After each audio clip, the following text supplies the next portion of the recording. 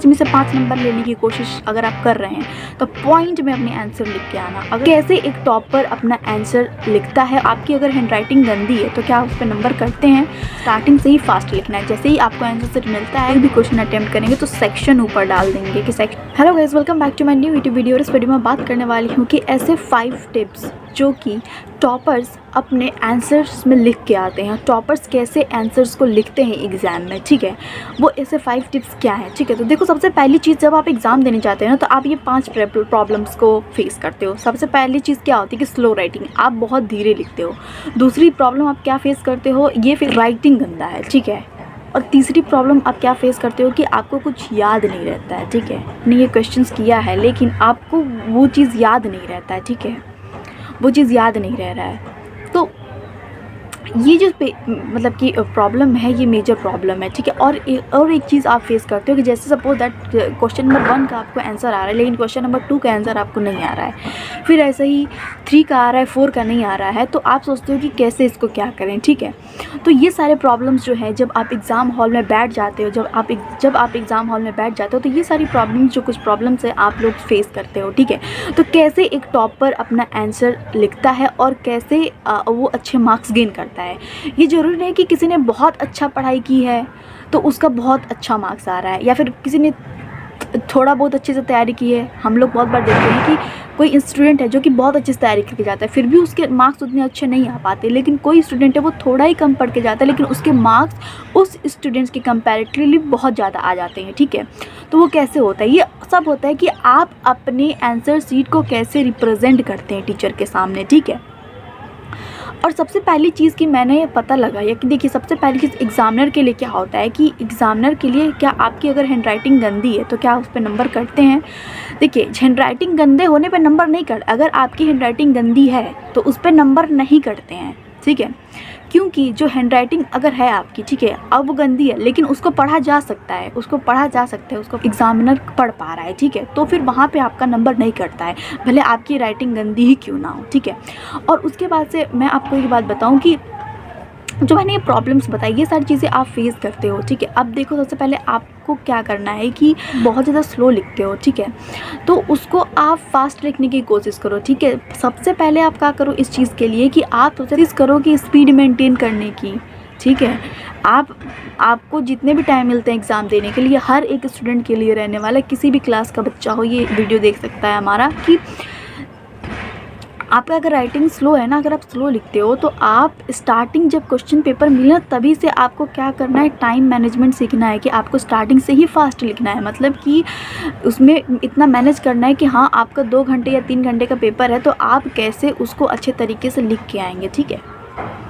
कितना फास्ट लेके आएंगे कि आप सारे आंसर को कर पाएंगे, छूटे ना कोई आंसर, ठीक है। तो ये चीज़ आपको स्टार्टिंग में ही ध्यान रखना है कि आपको स्टार्टिंग से ही फास्ट लिखना है। जैसे ही आपको आंसर सेट मिलता है, कोई भी क्वेश्चन आ रहा है, उसको जल्दी जल्दी लिखने की कोशिश करना, ठीक है। अब देखो, उसके बाद तो लोगों का क्या क्वेश्चन कि हमें याद नहीं रहता है, याद नहीं रहता। अगर क्वेश्चन देख रहे हो तुमको याद नहीं आ रहा है तो पहले क्वेश्चन तो देखो, क्वेश्चन किस चैप्टर का है। अगर ठीक है, क्वेश्चन देखते हो लग रहा है कि यार ये तो क्वेश्चन उस चैप्टर का है, ठीक है, तो वो चैप्टर को मतलब कि एनालाइज करो अपने मन में। फिर उसके बाद से देखो कि अच्छा, वो चैप्टर का इस टॉपिक का ये क्वेश्चन है, तो जब ये देखोगे ना कि अच्छा उस चैप्टर का ये इस टॉपिक का क्वेश्चन है, जब आप ये देखोगे तो वहाँ से धीरे धीरे चीज़ें आपको रिकैप होना चालू कर देंगे, ठीक है। तो जो लोगों का प्रॉब्लम है कि पढ़ा हुआ याद नहीं रहता है एग्ज़ाम हॉल में जाने के बाद, तो जब आंसर देखा करो, सोचा करो किस चैप्टर का है ये, फिर उसको टॉपिक डिवाइड करो कि इस टॉपिक से ये है। फिर धीरे धीरे कुछ चीज़ें आपके दिमाग में आएंगी उस टॉपिक से रिलेटेड, ठीक है।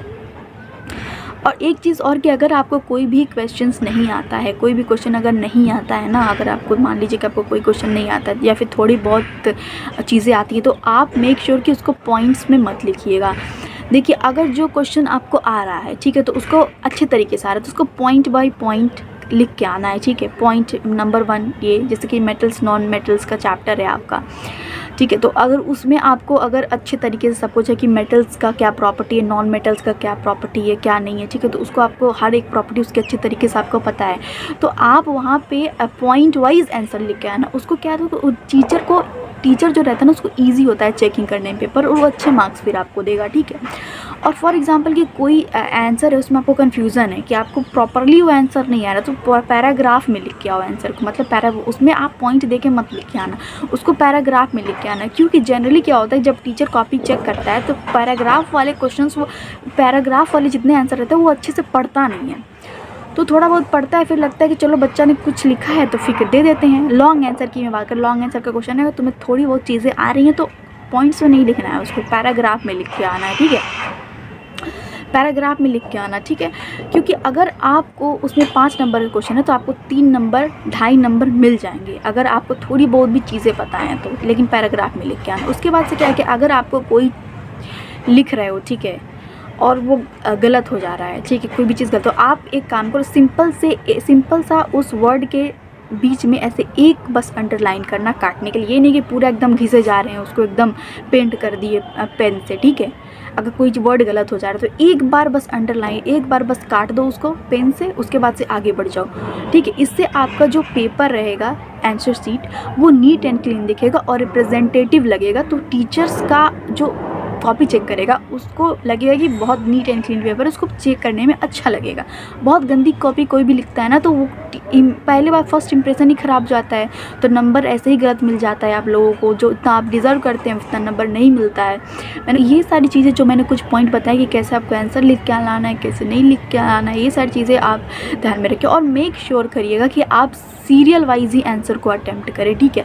अगर बाई चांस इन केस आपको कोई आंसर नहीं आता है तब आप क्वेश्चन नंबर डाल के, सबसे पहले आप कोई भी क्वेश्चन अटैम्प्ट करेंगे तो सेक्शन ऊपर डाल देंगे कि सेक्शन ए का ये है, सेक्शन ए सेक्शन ज़रूर लिखना है। सेक्शन ए का क्वेश्चन नंबर 3 आपको आ रहा है तो उसको लिख देना है, ठीक है, सेक्शन ए क्वेश्चन नंबर 3, ठीक। उसी तरह से आप सेक्शन बी का कोई क्वेश्चन आ रहा है तो सेक्शन और क्वेश्चन का नंबर जो है वो अच्छे से मतलब लिख के आएंगे, ठीक।